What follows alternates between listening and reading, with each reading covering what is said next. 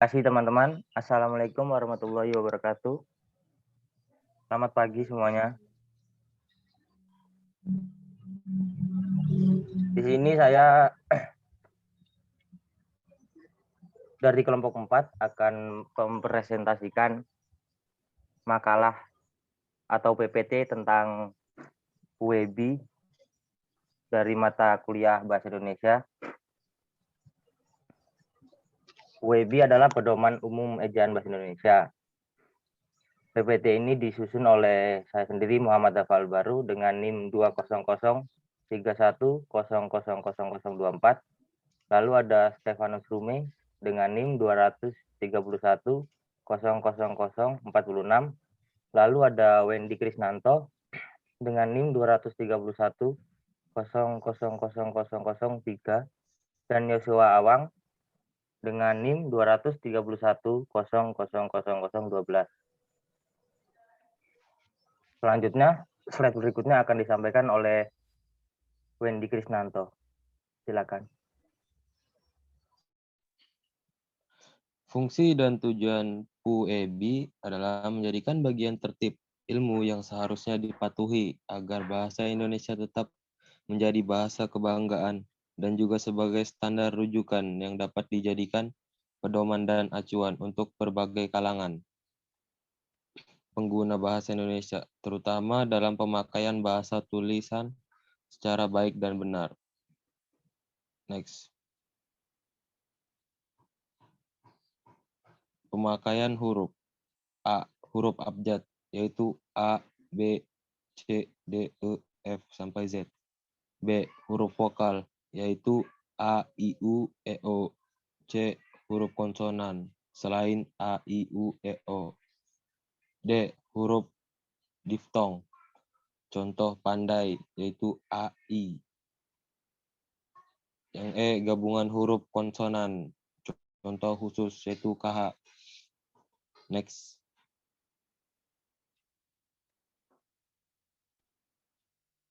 F. Huruf kapital. 1 sebagai huruf pertama awal kalimat. 2 sebagai huruf pertama unsur nama orang, termasuk julukan, contoh Rudolf Diesel. 3 dipakai pada awal kalimat dalam petikan langsung, contoh kakak bertanya, apakah sudah selesai? 4 sebagai huruf pertama setiap kata nama agama, kitab suci, dan Tuhan. 5 sebagai huruf pertama unsur nama, gelar, kehormatan, keturunan, keagamaan, atau akademik yang diikuti nama orang, contoh Raden Ajeng Kartini. 6 sebagai huruf pertama unsur nama jabatan dan pangkat yang diikuti nama orang atau dipakai sebagai pengganti nama orang tertentu, nama instansi atau nama tempat. 7 sebagai huruf pertama nama bangsa, suku bangsa, dan bahasa. Oke, next. 8 sebagai huruf pertama nama tahun, bulan, hari, dan hari besar atau hari raya, dan juga peristiwa sejarah. 9 sebagai huruf pertama nama geografi. Sebagai huruf 10 sebagai huruf pertama semua kata, termasuk unsur bentuk ulang sempurna dalam nama negara, lembaga, badan, organisasi, atau dokumen. 11 sebagai huruf pertama setiap kata, termasuk unsur kata ulang sempurna di dalam judul buku, karangan, artikel, dan makalah, serta nama majalah dan surat kabar. 12 sebagai huruf pertama unsur singkatan nama gelar, pangkat, atau sapaan. Oke, next. G. Huruf miring. 1 dipakai untuk menuliskan judul buku, nama majalah, atau nama surat kabar yang dikutip dalam tulisan, termasuk dalam. 2 dipakai untuk menegaskan atau mengkhususkan huruf, bagian kata, atau kelompok kata dalam kalimat. Contoh, dalam bab ini tidak dibahas pemakaian tanda baca. 3 dipakai untuk menuliskan kata atau ungkapan dalam bahasa daerah atau bahasa asing. Contoh, Bhinneka Tunggal Ika adalah semboyan bangsa Indonesia. Oke, next. Selanjutnya ada huruf tebal. Yang pertama biasanya dipakai untuk menegaskan bagian tulisan yang sudah ditulis miring. Kedua, dipakai untuk menegaskan bagian-bagian karangan seperti judul buku, bab, atau subbab. Next slide. Kemudian ada penulisan kata. Yang pertama ada kata dasar. Kata yang berupa kata dasar ditulis sebagai satu kesatuan. Untuk lebih jelasnya, kata dasar adalah kata yang belum mendapatkan imbuhan di dalamnya, baik itu awalan, sisipan, dan akhiran. Kemudian ada kata turunan. Kata turunan adalah kata dasar yang mendapatkan imbuhan. Contohnya kata dasarnya seperti makan, lari, dan getar. Untuk makan tadi dikasih kata imbuhan akhiran dengan an, ya. Jadi bisa dibilang makanan. Lari diberi imbuhan awalan jadi kita bisa mengatakannya berlari, dan getar diberi imbuhan sisipan di tengah yaitu jadi dibaca gemetar. Next slide. Bentuk ulang ditulis secara lengkap dengan menggunakan tanda hubung. Contohnya kura-kura. Kemudian D, gabungan kata. Pertama, gabungan kata biasa disebut ada gabungan kata majemuk, termasuk istilah khusus. Unsur-unsurnya ditulis terpisah. Kedua, ada gabungan kata termasuk istilah khusus yang mungkin menimbulkan kesalahan pengertian, dapat ditulis dengan tanda hubung untuk menegaskan pertalian unsur yang bersangkutan. Contohnya ibu bapak kami. Dari contoh ini kita bisa lihat bahwa mungkin banyak yang mengira ibu bapak kami, atau misalnya saya dan adik saya, begitu. Kalau kita menyebutnya ini mungkin ibu bapaknya saya dan adik saya, tapi sebenarnya ini maksudnya yaitu ibu dari bapak kami. Ketiga, ada gabungan kata yang mendapat awalan dan akhiran sekaligus ditulis serangkai. Contohnya menggaris bawahi. Next slide. Kata gantiku, kau, mu, dannya ditulis serangkai dengan kata yang mendahului atau mengikutinya.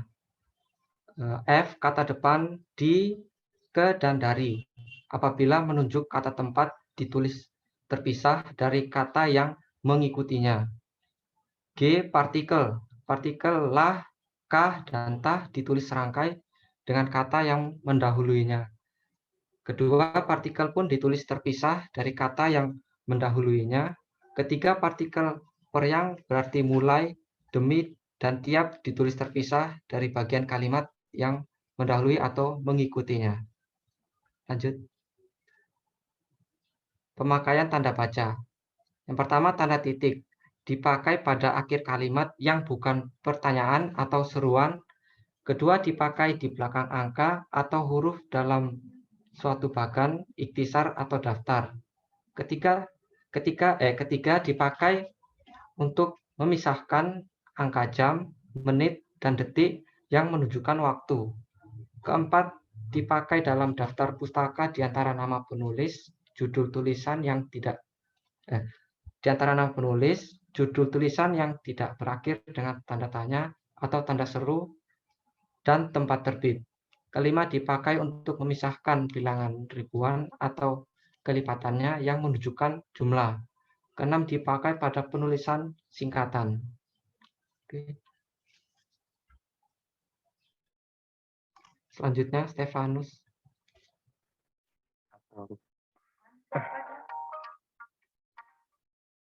Selanjutnya ada tanda koma.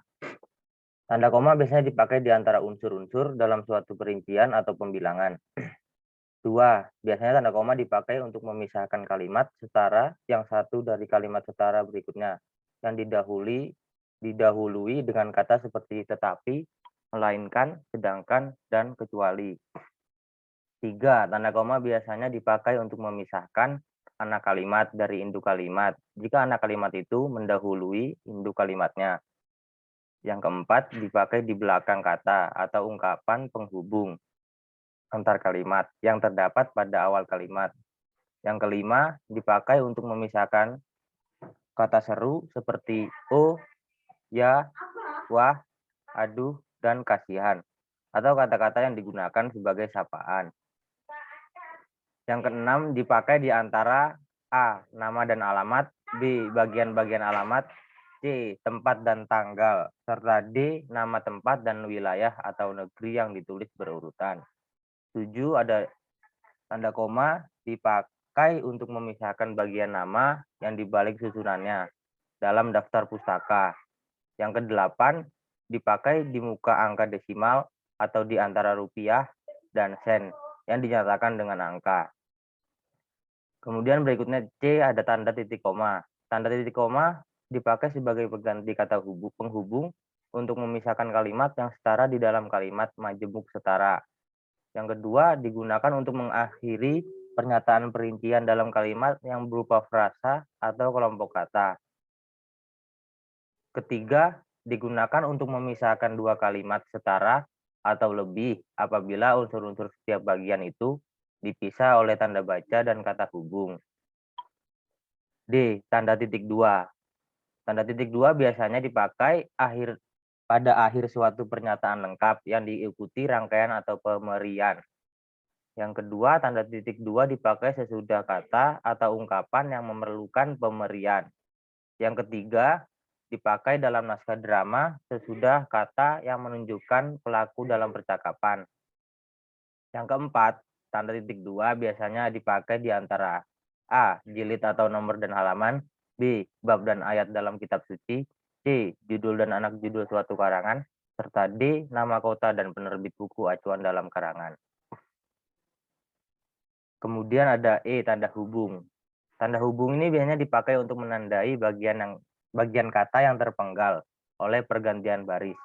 Lalu tanda hubung biasanya dipakai untuk menyambung unsur kata ulang, dipakai untuk menyambung tanggal, bulan, dan tahun yang dinyatakan dengan angka. Kemudian yang selanjutnya dipakai untuk memperjelas hubungan bagian kata atau ungkapan. Dan yang kelima dipakai untuk merangkai contoh strip Jawa Timur. Lalu ada 1960 strip-an dan ke strip 5. Yang keenam dipakai untuk merangkai unsur bahasa Indonesia dengan unsur bahasa daerah atau bahasa asing. Yang terakhir ada yang F, tanda pisah. Tanda pisah biasanya dipakai untuk membatasi penyisipan kata atau kalimat yang memberi penjelasan di luar bangun utama kalimat. Yang kedua, dipakai untuk menegaskan adanya keterangan aposisi atau keterangan yang lain, sehingga kalimat menjadi lebih jelas. Yang ketiga, dipakai di antara dua bilangan, tanggal, atau tempat, dengan arti sampai dengan atau sampai ke. Kemudian yang G, tanda tanya. Tanda tanya biasanya dipakai pada akhir kalimat tanya. 2. Biasanya tanda tanya ini dipakai di dalam tanda kurung untuk menyatakan bagian kalimat yang disasingkan atau yang kurang dapat dibuktikan kebenarannya. Next.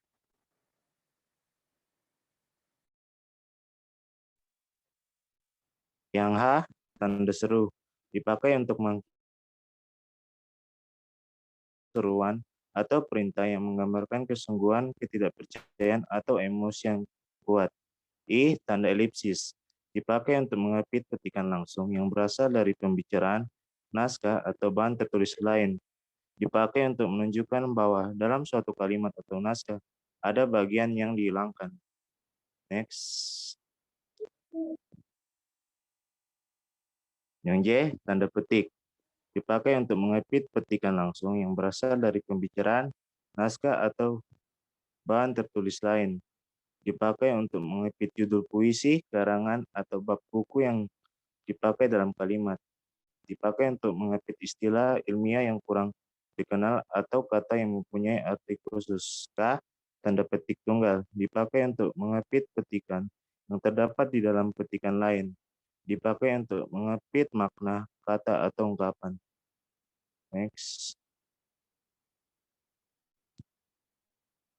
Yang L, tanda kurung, Dipakai untuk mengapit tambahan keterangan atau penjelasan.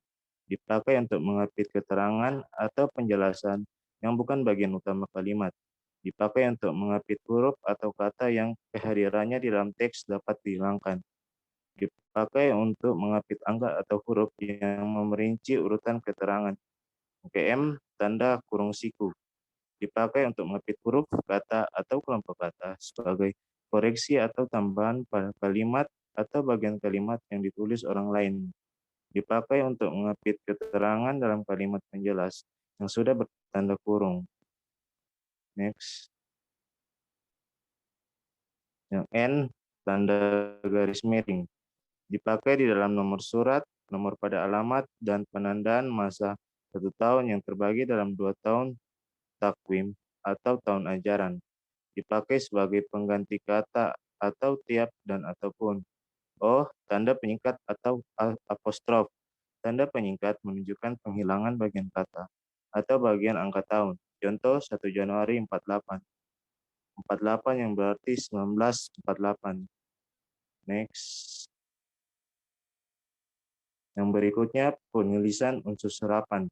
Bahasa Indonesia menyerap unsur dari berbagai bahasa, baik bahasa daerah maupun dari bahasa asing, seperti Sanskerta, Arab, Portugis, Belanda, Cina, dan Inggris.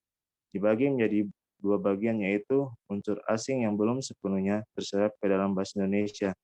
Cara pengucapan dan penulisannya masih mengikuti cara asing. Contohnya reshuffle dan shuttlecock. Yang kedua, unsur asing yang penulisan dan pengucapannya disesuaikan dengan kaidah bahasa Indonesia. Contoh implementasi. Selanjutnya kepada teman-teman yang mau bertanya, kami membuka sesi 1 dengan 3 pertanyaan. Dipersilakan.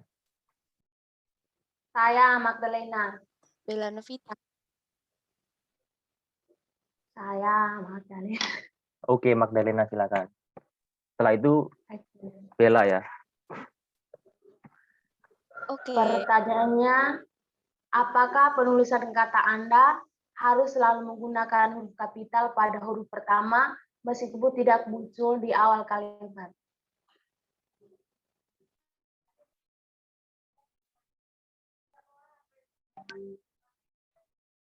Coba diulangi. Apakah penulisan kata Anda harus selalu menggunakan huruf kapital pada huruf pertama meskipun tidak muncul di awal kalimat?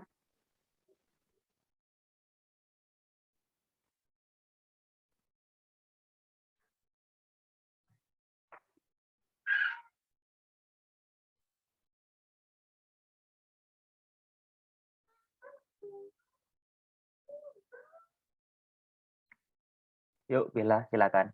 Pertanyaannya.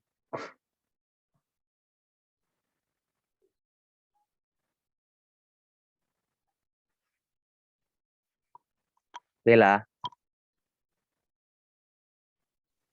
Saya mau bertanya tentang alasan EYD itu diganti dengan Bu Ebi.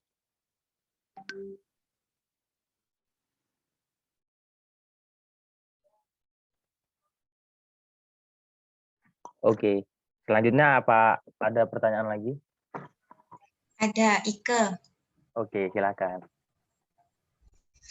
Terima kasih waktunya. Pertanyaannya, untuk membedakan kata di yang digabung dan dipisah itu bagaimana?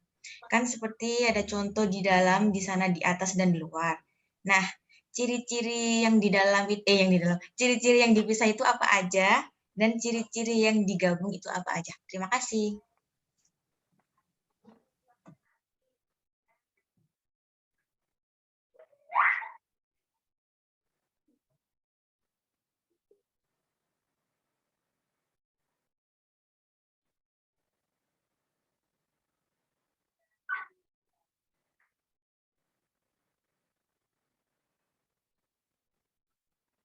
Pada teman-teman apa yang ada yang mau menjawab?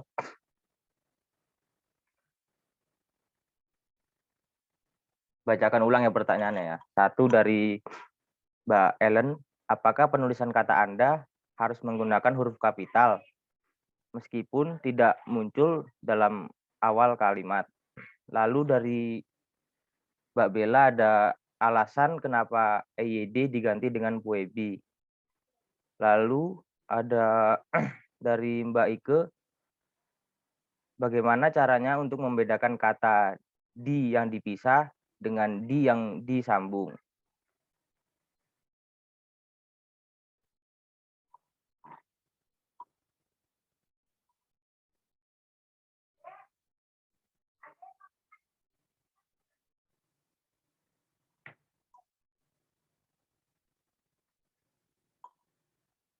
Saya akan menjawab pertanyaannya dari Mbak Bella. Kenapa alasan EYD diganti PUEBI? Ada beberapa hal yang melatar belakangi perubahan ejaan EYD ke PUEBI. Pertama, yaitu dampak kemajuan ilmu pengetahuan teknologi dan seni yang telah menyebabkan penggunaan bahasa Indonesia dalam berbagai ranah pemakaian, baik secara tulis maupun tulisan, menjadi semakin luas. Hal ini membuat diperlukannya perubahan pada ejaan bahasa Indonesia. Kedua, perlunya menyempurnakan PUEBI untuk menetapkan fungsi bahasa Indonesia sebagai bahasa negara. Kemudian juga menjadi alasan dilakukannya perubahan. Perubahan nama EYD menjadi PUEBI ini dilakukan karena banyaknya kritikan yang muncul di masyarakat dengan pemakaian nama EYD. Banyak kritikan dari masyarakat soalnya ejaan yang disempurnakan tidak sempurna-sempurna. Terima kasih. Terima kasih atas jawabannya, Mas Dava. Ya, sama-sama.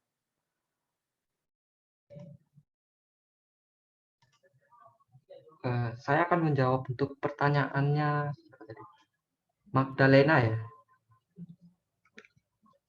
Untuk yang penggunaan huruf kapital meskipun bukan awal kalimat. Sebenarnya tergantung, misalnya untuk kata tadi kata Anda ya yang ditanya. Biasanya untuk Anda itu menunjuk ke siapa dulu? Untuk orang penting apa cuman orang biasa? Biasanya untuk orang penting itu digunakan huruf kapital untuk Anda.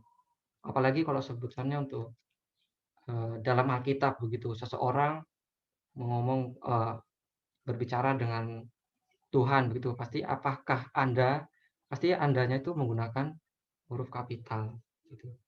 Apakah sudah jelas, Magdalena? Oke, sudah, makasih.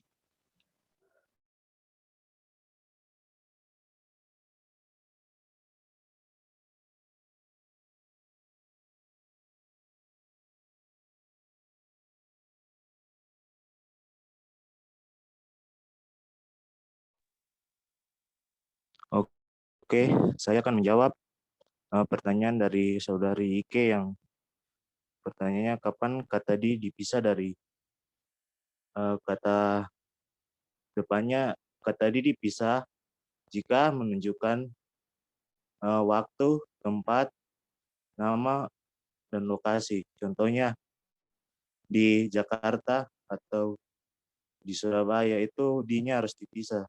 Sedangkan kalau kata selain dari kata itu maka kata di disambung. Contohnya dihubungkan, itu di dengan hubungkan disambung. Sekian, terima kasih. Oke, makasih Mas Stefanus.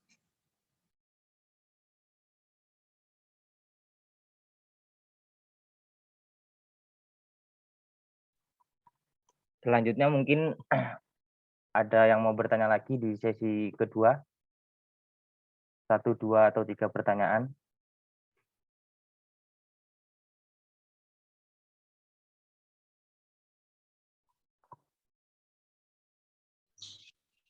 Itu di kolom komentar coba.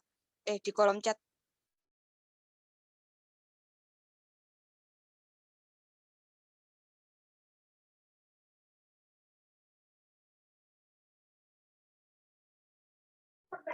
Dari Mbak Desia, apa yang harus kita lakukan jika menemukan sebuah artikel di Google yang menggunakan ejaan yang salah dan tidak sesuai dengan PUEBI?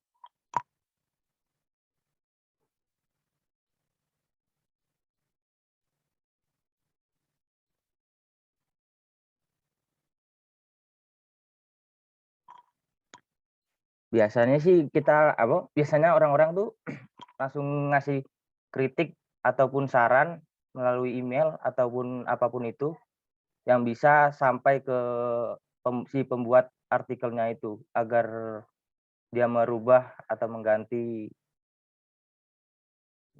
ejaan yang salah yang tidak sesuai dengan puisi. Mungkin itu. Ada yang ingin menambahkan dari teman-teman?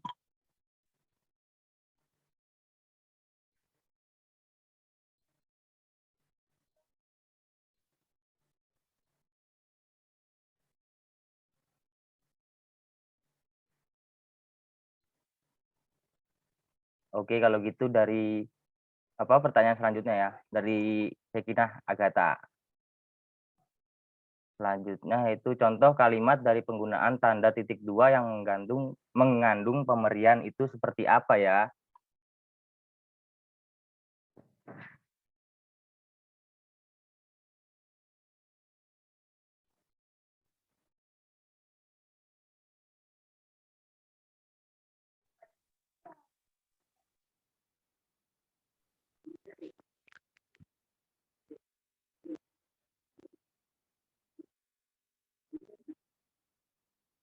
Oke, saya akan menjawab pertanyaan dari Sekinah Agatha.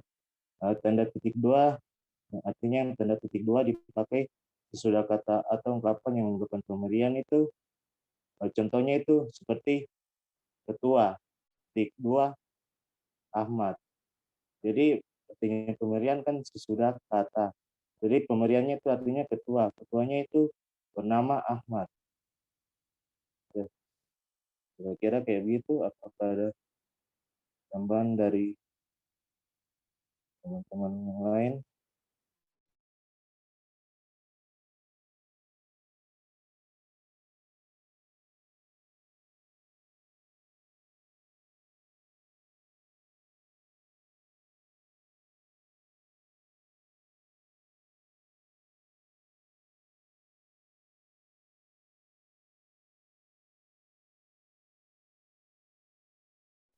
Mungkin Mas Wendy ingin menambahkan?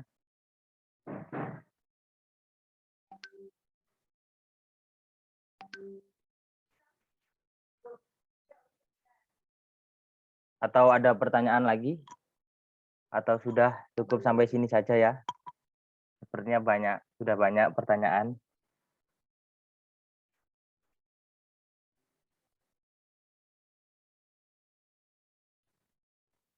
Oke, terima kasih semuanya yang sudah ikut bergabung di hari ini. Terima kasih sudah menyempatkan waktunya sebentar saja mungkin. Terima kasih banyak kepada teman-teman semua. Kami perwakilan dari kelompok 4 mengucapkan Assalamualaikum warahmatullahi wabarakatuh. Selamat pagi, selamat bertemu di kuliah-kuliah berikutnya. Terima kasih. Iya, Mas Dafa.